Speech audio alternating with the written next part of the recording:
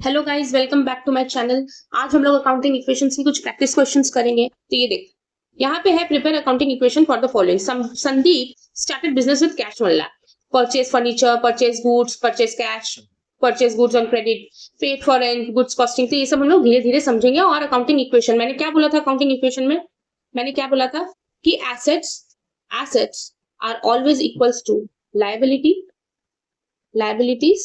Plus capital. ठीक है ना। तो एक प्रैक्टिकल सम्स है तो जिसको मैं करवाना चाहती थी। ठीक है, और मेरे पास जगह नहीं है गाइस, तो मैं इधर ऐसे कर रही हूँ, आप लोग समझ जाना। संदीप ने बिजनेस में कैपिटल लगाया। बिजनेस में क्या आया? कैपिटल आया। इसमें मैं डिटेल बात कर चुकी हूँ तो मैं यहाँ ज्यादा एक्सप्लेन नहीं करूंगी कि बिजनेस में उसने कैपिटल लगाया है। बिजनेस का कैपिटल बढ़ा, यहाँ पे कैश भी बढ़ा होगा, कैश बॉक्स भी 1 लाख से बढ़ गया होगा गाइस, है ना। 1 लाख से कैश भी बढ़ गया होगा। देखो, यहाँ पे 1 लाख रुपए है और यहाँ पे भी 1 लाख रुपए है। ठीक है। अच्छा, उसके बाद परचेज फर्नीचर फॉर कैश। मैंने फर्नीचर परचेज किया है तो कंपनी में क्या आया? 5,000 का फर्नीचर आया है ना। 5,000 का फर्नीचर आया और मैं 5,000 रुपए उस कैश बॉक्स से काट लूंगी, क्योंकि मैंने तो पैसा लगाया ही था, कंपनी में चलाने के लिए तो लगाया था ये पैसा। ये पैसा मैं काट ली, कैश बॉक्स से कट गया, कंपनी के कैश बॉक्स से 5,000 का मैंने फर्नीचर ले आया, एसेट में फर्नीचर बढ़ गया, इसीलिए यहाँ पे no impact in capital. Clear? No impact in capital, तो हो जाएगा 95,000 और यहाँ पे 5,000 का मेरे पास फर्नीचर आ चुका है मेरे कंपनी में। तो बोथ साइड आर इक्वल। ठीक है, जो मैं प्रूव कर रही थी। ठीक। Next, purchase goods for cash. देखो, परचेज गुड्स फॉर कैश, तो कैश में मैंने परचेज किया है तो ऑब्वियसली मैंने 20,000 का सामान खरीदा है, तो कंपनी के कैश बॉक्स से तो पैसा गया और मेरे पास कुछ सामान आया, तो मैं यहाँ पे लिख देती हूँ मैंने कुछ सामान मुझे आया है, तो 20,000 का सामान मेरे पास आया है। ठीक है, तो no impact in capital, because capital से कुछ भी गया नहीं, सब कैश बॉक्स से चला गया। कैपिटल तो कंपनी लायबल है ही मुझे पे ऑफ करने के लिए, पे बैक करने के लिए अलॉन्ग विद प्रॉफिट्स। तो यहाँ पे कितना आया? 95 माइनस, यहाँ आया 75,000। आप बोथ साइड ऐड करोगे आपको समझ में आ जाएगा कि भाई दोनों ही इक्वल है, ये 20,000 और यहाँ पे 1,00,000 रुपए, नो चेंज इन कैपिटल। अब देखो, purchase goods on credit, goods मैंने परचेज किए लेकिन उसका पेमेंट अभी तक दिया नहीं है, तो कंपनी तो उस क्रेडिटर को भी पैसा देने के लिए लायबल हो गई ना, जिसको मैंने अभी तक पेमेंट किया नहीं है, कंपनी ने पेमेंट अभी तक नहीं किया है, तो यहाँ पे लिख देंगे हम क्रेडिटर्स। ठीक है, यहाँ पे दे देंगे हम क्रेडिटर्स और यहाँ हो जाएगा 36,000 रुपीज, और यहाँ पे तो कुछ भी नहीं है। 36,000 रुपीज अभी तक मैंने पेमेंट नहीं किया है, लेकिन 36,000 का सामान जरूर मेरे पास आया है ना, सामान जरूर आया है। तो यहाँ पे इस तरीके से ऐड करके मैं दिखाऊं, देखो यहाँ पे कितना आया 75, क्योंकि यहाँ तो कुछ ऐड नहीं हुआ, और यहाँ पे आया तुम्हारा 56,000। दोनों साइड इक्वल है गाइस, आप लोग देख लेना, ऐड करके both side are equal. Next उसने क्या क्वेश्चन किया है कि भाई पेड रेंट, रेंट पेमेंट हुआ है, एक्सपेंस है, तो बिजनेस के कैश बॉक्स से भाई 700 रुपीज जो है रेंट पेमेंट हो गया, एक्सपेंस है, एक्सपेंस कैपिटल में भी इफेक्ट करेगा, क्योंकि एक्सपेंस से पे हो गया, ये वापस आने वाला नहीं है किसी भी एंगल से। ठीक है, क्योंकि ये फिक्स्ड एक्सपेंसेस है।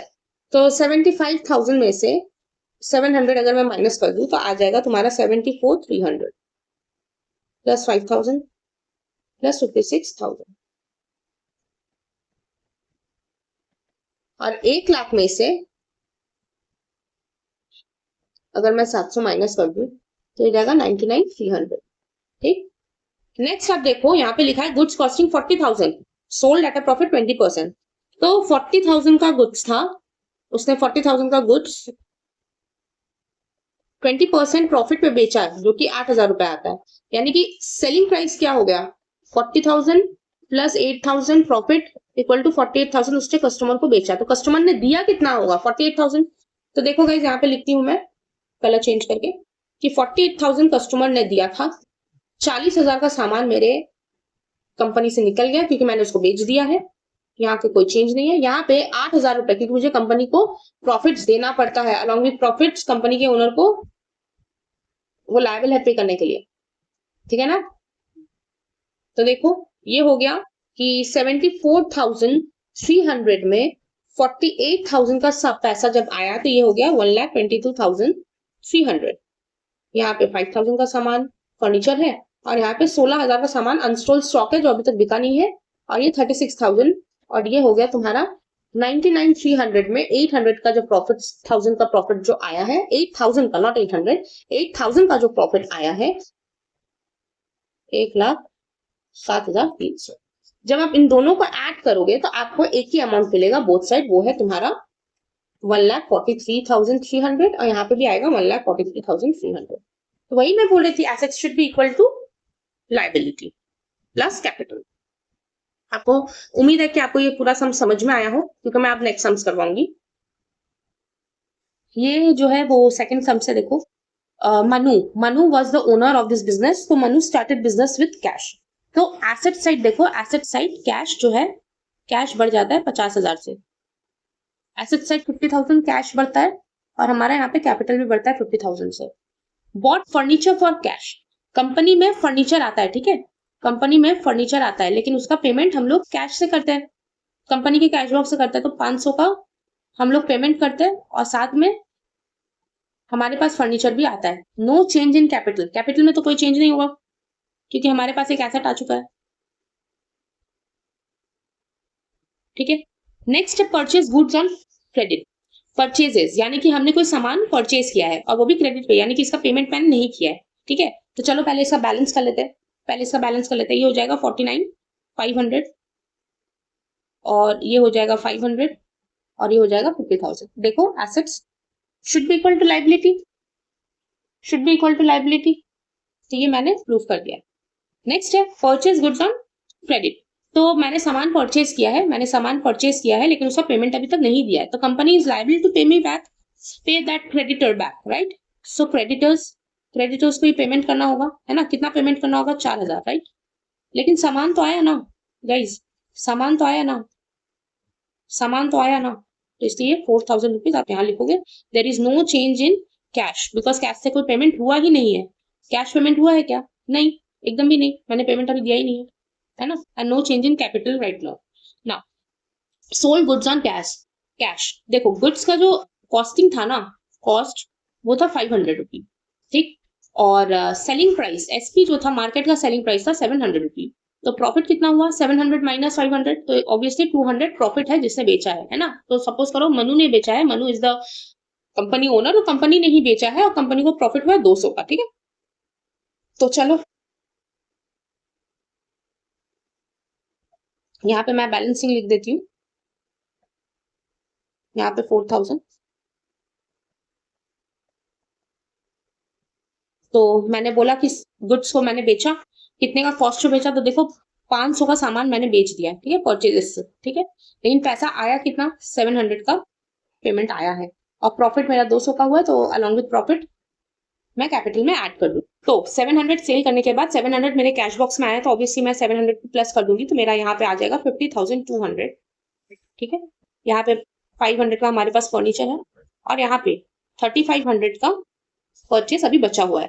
4,000 यहाँ पे मुझे क्रेडिटर्स को पैसा देना है वापस, and 50,200 rupees will be my capital. Next है देखो, नेक्स्ट यहाँ पे ये हो गया, ये भी हो गया, ये भी हो गया, ये डन ना। रिसीव रेंट, रेंट हमने रिसीव किया गाइस, तो रिसीव रेंट कितने की रिसीव की है भाई? 200 की रिसीव किया है, तो यानी कि हमारे कैश बॉक्स में हमने रिसीव किया है, तो कैश बॉक्स से 200 आया, और कैपिटल में भी 200 रुपए बढ़ गया। डुअल एस्पेक्ट है guys, there is no change in creditors, there is no change in furniture and purchases, ठीक है। तो ये हो जाएगा 50,400, ये हो जाएगा 500, और ये हो जाएगा 3,500, ये हो जाएगा 4,000, और ये हो जाएगा 5,400, ठीक है। नेक्स्ट देखो यहाँ पे बोला गया है कि रेंट हो गया। नेक्स्ट है परचेज गुड्स फॉर कैश, मैंने गुड्स परचेज किया और 1,000 रुपए का सामान मैंने खरीद लिया है, और कैश पे इस बार कैश पे पेमेंट हुआ है, ठीक है ना। तो 1,000 रुपए का पेमेंट मैं कर दूंगी, और 1,000 रुपए मेरे 1,000 रुपए का सामान मेरे पास आ गया है ना। There will be no change in liability and capital, because payment तो हो ही गया कैश पे, तो क्रेडिटर का बनने का कोई सवाल ही नहीं होता है। तो देखो 50,400 में से अगर मैं 1,000 माइनस कर दूं, तो हो जाएगा तुम्हारा 49,400। There is no change in furniture, और यहाँ पे हो जाएगा 4,500, ये हो जाएगा 4,000, यहाँ पे हो जाएगा 50,400, 1400। कैपिटल में कोई भी चेंज नहीं गाइस, क्योंकि 500 का सामान मैंने कैश से पेमेंट कर दिया है और परचेजेस में मेरा और 1000 रुपीज का सामान मेरा परचेजेस में आ गया है।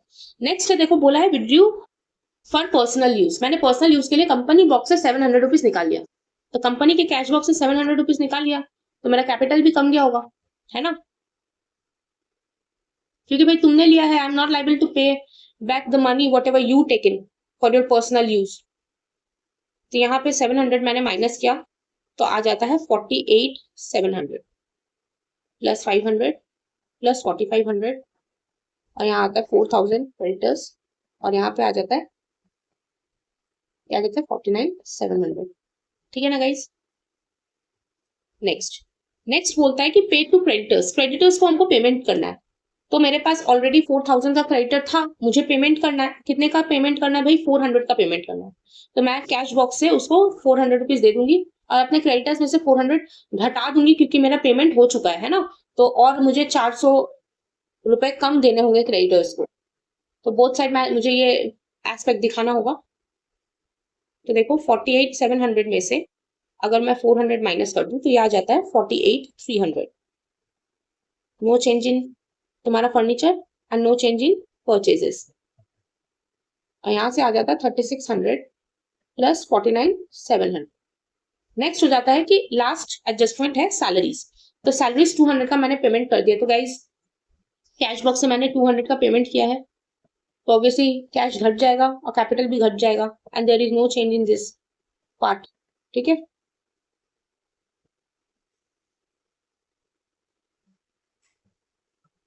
तो 48,300 में से मैं 200 अगर माइनस कर दूं तो आ जाएगा 48,100।